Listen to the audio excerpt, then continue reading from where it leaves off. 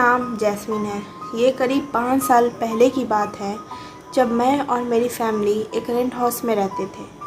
लेकिन हम लोग बहुत खुश थे कि हमें जल्द ही इस घर से छुटकारा मिलने वाला था। हम लोग अब अपने न्यू हाउस में शिफ्ट करने वाले थे। तभी हम लोग ने अपना अपना सामान पैक करना शुरू कर दिया। आखिर वो दिन जल्द ही आ गया, जिसका हम लोगों को बेसब्री से इंतज़ार था। हम लोग इस बात की ज़्यादा खुशी थी कि उस घर में सबके अपने बड़े बड़े और अलग अलग कमरे मिलने वाले थे। खैर, हम लोग सफ़र पे निकल गए और काफ़ी इन्जॉय करते करते वहाँ उस घर में पहुँच गए। तो काफ़ी अच्छा लगा ये सोच के कि कॉलेज के बगल में ही तो घर था। मैं ज़्यादा ही खुश थी, लेकिन मेरी खुशी तुरंत ही एक अजीबोगरीब घर को देखकर दूर हो गई। वो घर दूर से ही काफ़ी भयानक और डरावना सा एहसास दिला रहा था। लेकिन मेरे भाई बहन सब बहुत खुश थे, सिर्फ मुझे ही अजीब सा डर लग रहा था। फिर मैं सब कुछ भूलकर अपने न्यू हाउस में शिफ्ट हो गई और अपना रूम सेलेक्ट करने लगी। सब काम ख़त्म करते करते रात के 11 बज गए और मैं बेड पर चली गई। हमेशा की तरह सोने से पहले बुक्स पढ़ने की आदत थी, इसलिए बुक्स पढ़ते पढ़ते मुझे कब नींद आ गई मुझे खुद भी नहीं पता चला। मैं गहरे नींद में थी, तभी एक आवाज़ से नींद खुल गई और मैं उठ बैठ गई। फिर मैंने बोला, कौन है? मैं उठकर विंडो के पास देखने लगी तो वहीं वीरान सा खंडर नज़र आया और डर करके मैं मम्मी के पास गई और बोलने लगी, मैं इस घर में नहीं रहूँगी, यहाँ मुझे डर लगता है, तरह तरह की आवाज़ें आती हैं। तो मेरी मॉम ने समझाया, यहाँ ऐसा कुछ नहीं है, ये सिर्फ तुम्हारा वहम है। आज दिन भर के लंबे सफ़र की वजह से तुम्हें थकन हो गई है, इसलिए तुम्हें ऐसा लग रहा है। तुम जाकर सो जाओ। फिर कुछ दिन तक सब कुछ ठीक चल रहा था। मुझे लगा मॉम सही बोल रही थी, ये सब मुझे सिर्फ थकन की वजह से ऐसा लग रहा था। फिर एक रात अचानक वैसे ही आवाज़ मेरी नींद खुल गई तो मैं उठकर बैठ गई। उस वक्त घड़ी में 3 बज रहे थे। तभी मेरी नज़र उस खिड़की पर गई। मैंने देखा उस घर में कोई लड़की चल रही है, पर कुछ साफ नज़र नहीं आ रहा था। मैं और नज़दीक से जाकर देखा तो वहाँ सच में कोई लड़की चल रही थी और गुनगुना भी रही थी। मुझे डर से मेरे बदन में सिहरन होने लगी। मैं वहीं ठिठक कर रह गई। मैं जल्दी जल्दी विंडो का कर्टेन लगाया और मॉम के पास सोने चली गई। पर मैंने मॉम को कुछ भी नहीं बताया कि मैंने क्या देखा। मुझे लगा कि मॉम पहले की तरह मेरी बात पे यकीन नहीं करेंगी। फिर सुबह उठकर मैं रोज़ाना की तरह कॉलेज जाने के लिए रेडी हो गई। मैंने मॉम से पूछा, मॉम उस खंडर वाले घर में कोई रहने आया है क्या? मॉम ने बोला, नहीं तो। मैं और डर गई और अब रात होने को आई थी। फिर से मुझे डर लगना शुरू हो गया। मैं किसी को बताकर परेशान नहीं करना चाहती थी। तभी मेरी नींद फिर से वैसे ही आवाज़ से टूट गई और मैं फिर से विंडो के पास गई। तभी वो लड़की मुझे घूर रही थी, जैसे वो मुझे बुला रही हो। ये मेरा अब डेली का रूटीन हो गया था। एक रात जब सब सो गए तो मैंने फ़ैसला कर लिया था कि मैं आज उस घर में जाऊंगी और उस लड़की से मिलूंगी जो मुझे रोज़ बुलाती है। आखिर ये क्या माजरा है? आखिर मुझे पता तो चले। उस रात सबके सोने के बाद मैं वहाँ चली गई और जब मैं वहाँ जा रही थी मैंने सोचा कि कहीं मेरे यहाँ आने का फ़ैसला गलत तो नहीं।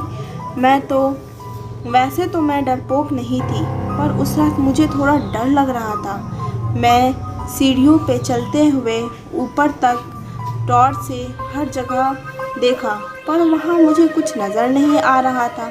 मैं चिल्लाकर आवाज़ देने लगी, यहाँ कोई है? यहाँ पर कोई है? मुझे कोई सुन सकता है? मैंने सोचा, आखिर वो लड़की जो हर रोज़ मुझे दिखती है वो कहाँ गई? तभी मेरी नज़र खिड़की पे गई। वहाँ से मैंने देखा मेरे रूम में कोई है।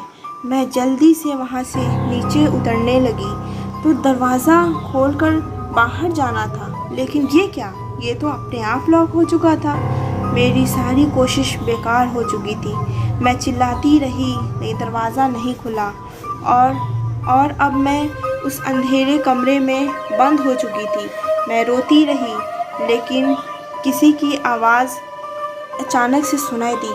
तभी ये सुनने के लिए मैं ऊपर गई कि ये आवाज़ कहाँ से आ रही है। ढूंढते ढूंढते एक अंधेरे कमरे में पहुँच गई। जैसे ही मैं वहाँ पहुँची तभी उस कमरे का दरवाज़ा खुद ही बंद हो गया और मैं अब डरने लगी थी। ओह गॉड, मैं कहाँ फंस गई हूँ, कैसे निकलूँ। फिर अचानक से कमरे में मुझे वही लड़की दिखाई देने लगती है। चारों तरफ मुझे अंधेरा ही अंधेरा दिखाई देने लगता है। वही लड़की जो बिल्कुल हूबहू मेरी शक्ल और सूरत की लग रही थी, वो मुझे देखकर हंसने लगी, जैसे वो मेरे करीब आ रही थी।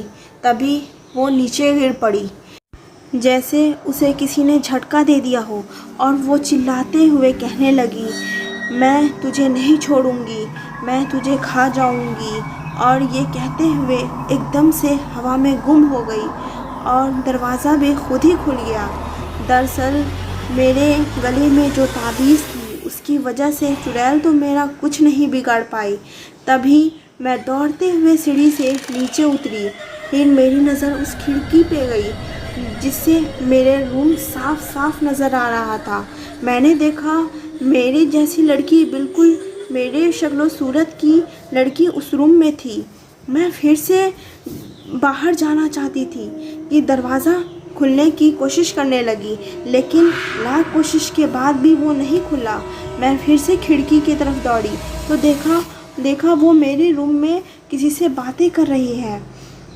जैस्मीन, वेकअप बेटा, तुम्हें आज कॉलेज नहीं जाना है क्या?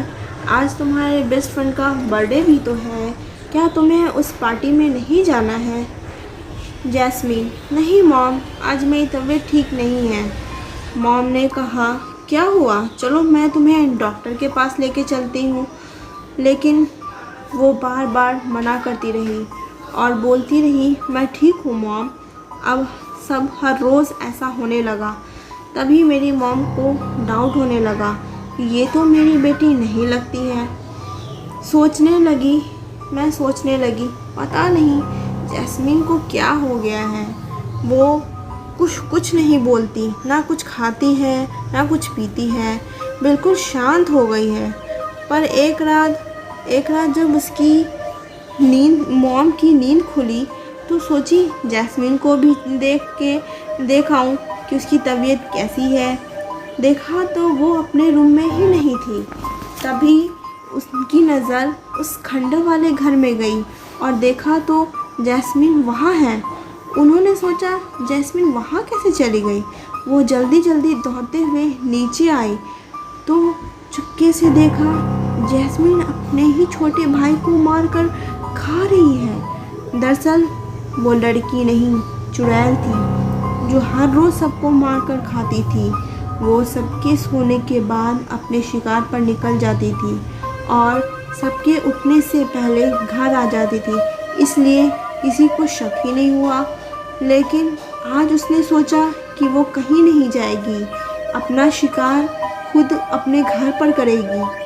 तभी जैस्मीन की मॉम वहीं छुपकर देखती है और सोचती है कि ये कौन है, ये मेरी बेटी जैस्मीन तो नहीं, मेरी असली बेटी जैस्मीन कहाँ है और वो उस घर में कैसे बंद हो गई है। उन्होंने केरोसिन ऑयल लाया और अब उस पर डाल दिया, माचिस लगाकर उसे आग लगा दी और वो चिल्लाने लगी, बचाओ, मैं आपकी बेटी हूँ और आप ऐसा नहीं कर सकती। तभी मॉम ने चिल्लाया, बता तू कौन है और यहाँ कैसे आई है। वो हंसने लगी और बोली, मैं चुड़ैल हूँ और तेरी बेटी खंडर में कैद है। ये बोलकर वो हंसने लगी और जलते वहीं राख हो गई। तभी दौड़ते हुए मॉम उस खंडर में गई और अपनी बेटी को बचाकर ले आई। उसकी हालत पूरी तरह से ख़राब हो चुकी थी। वो 3 दिन से वहाँ कैद थी, सिर्फ पानी पीकर रह रही थी। फिर जल्दी जल्दी डॉक्टर ने चेकअप किया और जैस्मीन पहले की तरह ठीक हो गई। और ठीक होते ही हम लोगों ने ये घर छोड़ दिया। लेकिन हम लोगों को इस बात का हमेशा अफसोस रहेगा कि हमने अपने छोटे भाई को खो दिया।